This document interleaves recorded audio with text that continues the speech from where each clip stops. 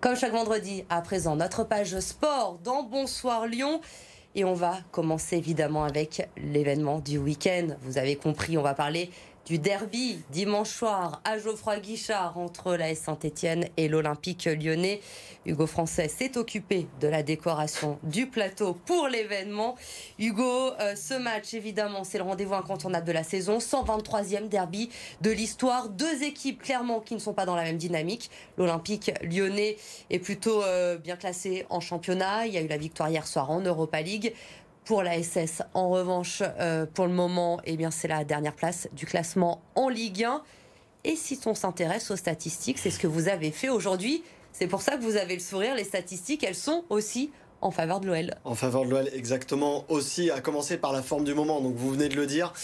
Et avec ce chiffre, donc 5 défaites consécutives pour les Verts depuis donc 5 défaites consécutives depuis le début du championnat.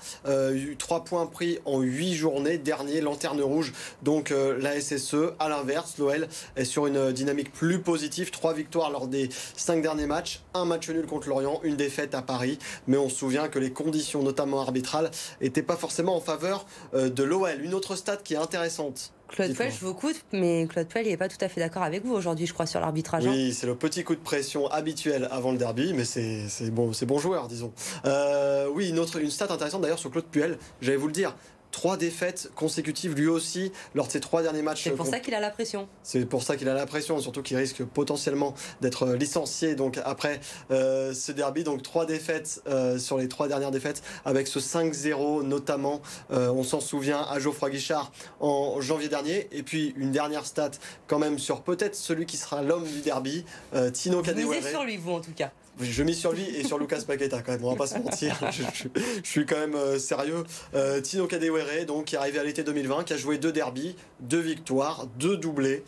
Ça peut être le monsieur derby s'il rentre quelques minutes en fin de match contre les Verts dimanche. Et d'autant que les Lyonnais vont être privés malheureusement pour ce derby à Geoffroy-Guichard des supporters interdits de déplacement encore une fois. Dans quel état d'esprit ils sont, nos supporters? Ils sont très motivés et ils y croient, j'ai envie de dire, dur comme fer, notamment après cette belle victoire, donc 3-0 jeudi soir contre Brøndby.